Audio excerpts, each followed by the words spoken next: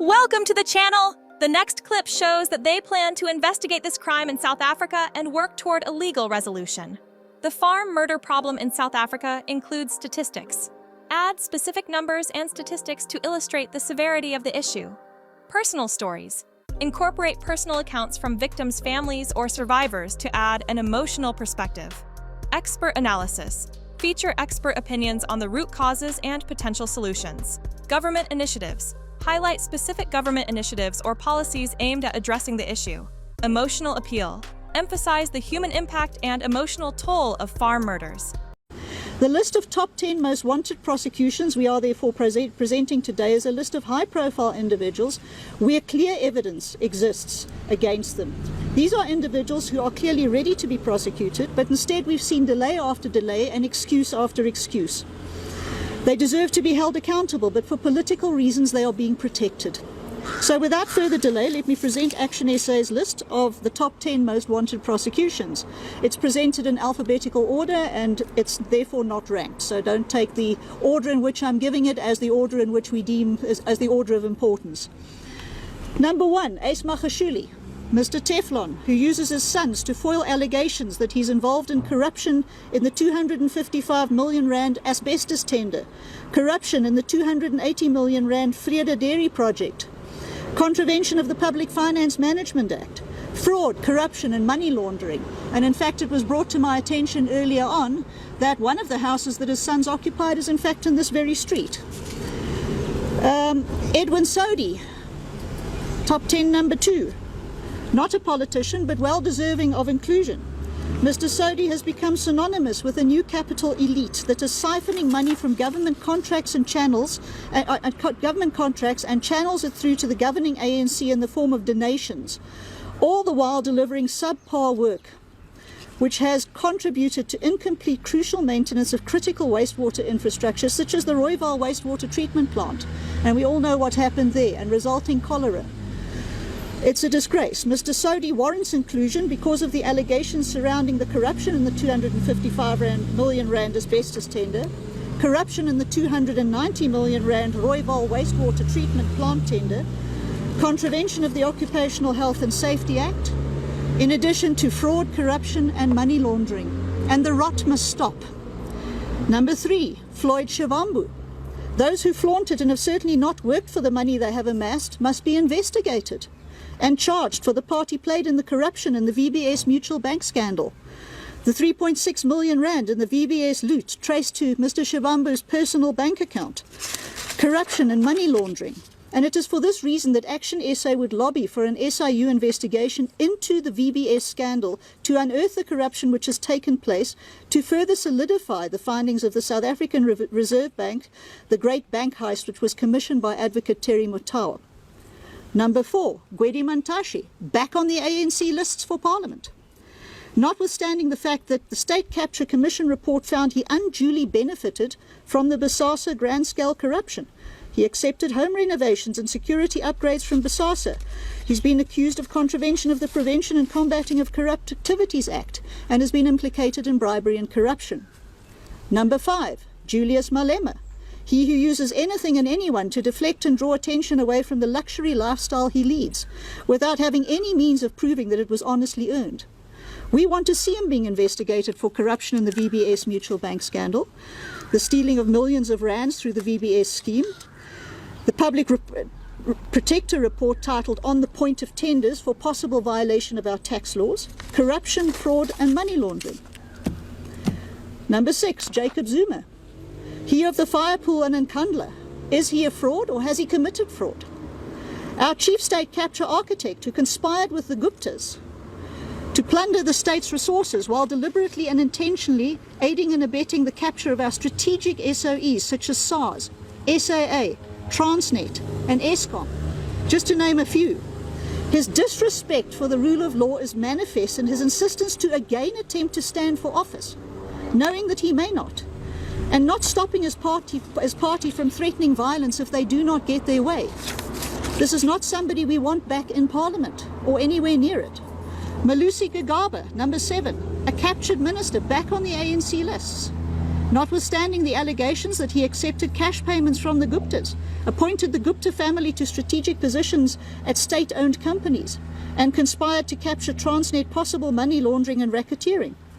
Number 8, Nomvula Mama Action Mokonyane, the first Deputy Secretary of the ANC, first female Premier of Gauteng, served as Minister of Water and Sanitation, Environmental Affairs and Communications, and she has been accused of having accepted bribes from Bosasa, seeking to influence the contracting of suppliers for the Lesotho Highlands Water Scheme, violation of the Prevention and Combating of Corrupt Activities Act, and breach of constitutional and ethical responsibilities, and this needs to be investigated. Number 9, Zandile Gumede, former mayor of eThekwini, currently under a massive cloud with allegations of hit squads and money laundering abounding.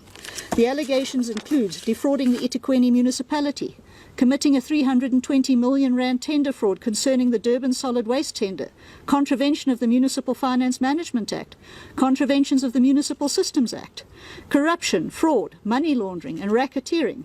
And although Ms. Gumede has been charged, we believe the wheels of justice are moving too slowly and are being deliberately sabotaged.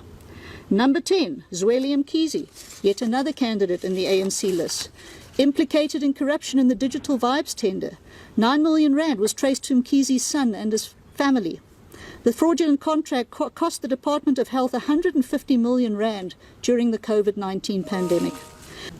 Let's uphold the rule of law. Let's investigate those who deserve investigation and ensure that those who have wronged our beloved South Africa and her people are pursued to the fullest extent of the law. Let's get the specialized courts up and running and hold those responsible for corruption to account. Let's weed out the rot. Let's fix South Africa on 29 May. Other news. The South African government opposes platinum group metals, PTM, proposal to export unrefined platinum concentrates to Saudi Arabia, citing its policy to promote local beneficiation. Here's a breakdown of the situation.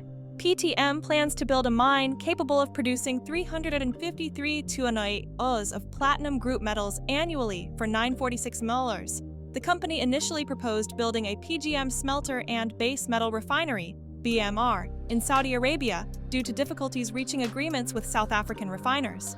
The government has expressed preference and support for beneficiation in South Africa, opposing PTM's proposal to export unrefined precious metals. As a result, PTM is now considering establishing a matte furnace in South Africa to smelt Waterberg project concentrate. Potential solution. PTM and its partner Algen are exploring the possibility of shipping converter matte to Saudi Arabia for further processing through a BMR. This approach would reduce shipping requirements from 130,000 t of concentrates to 8,000 t of matte annually. PTM is in talks with several South African smelter operators, including Impala Platinum, to negotiate Waterberg's formal concentrate offtake agreement. Impala Platinum is a 15% shareholder in the Waterberg project with a right of first refusal over smelting and refining its production. Impala Platinum had a control option that it declined to exercise in 2020. Meanwhile, a global trend is emerging where countries like China are reducing their dependence on the US dollar. China has decreased its holdings of US bonds and dollars by 45% in 13 years, from $1,150 billion in 2012 to 13 to $750-800 billion in 2024. This move is part of a broader de-dollarization agenda, aimed at minimizing the impact of US economic fluctuations on its economy. Expansion and membership. Indonesia has officially become the 10th member of Brics, marking the bloc's first inclusion of a Southeast Asian nation. Nigeria has been granted partner country status, a designation introduced at the 2024 summit in Kazan. Interest from other nations. Over 40 countries, including Turkey, Azerbaijan, and Malaysia, have formally applied for membership, while several others have expressed interest in joining the economic alliance. Joint Environmental Declaration. On April 3rd, Brics environment ministers approved a declaration emphasizing the importance of environmental multilateralism and balanced and inclusive global governance to address environmental challenges collaboratively. Brics focus areas. The ministers agreed to focus on issues such as plastic pollution, desertification, land degradation, drought, and the preservation and restoration of ecosystem services. IFC Review. Upcoming Brics Summit in Brazil. Dates and venue. The 17th. Brics Summit in Rio de Janeiro is scheduled for July 6 to 7, 2025. Participation. The summit will feature leaders from 20 countries with full or associate status in the bloc. Agenda. Key topics will include global governance reform, strengthening cooperation among global South nations, and advancing environmental initiatives. Sustainable development goals. Tracker geopolitical alignments. China-Vietnam relations. During a recent visit by Chinese President Xi Jinping to Vietnam, both countries reaffirmed their commitment to a multilateral trade system centered on the World Trade Organization and expressed opposition to unilateralism. Brazil-China ties. Brazilian President Luiz Inácio Lula da Silva is set to meet Chinese President Xi Jinping for the third time since taking office in 2023, reflecting deepening ties between Brazil and China amid growing uncertainty surrounding U.S. trade policy. Thank you for watching.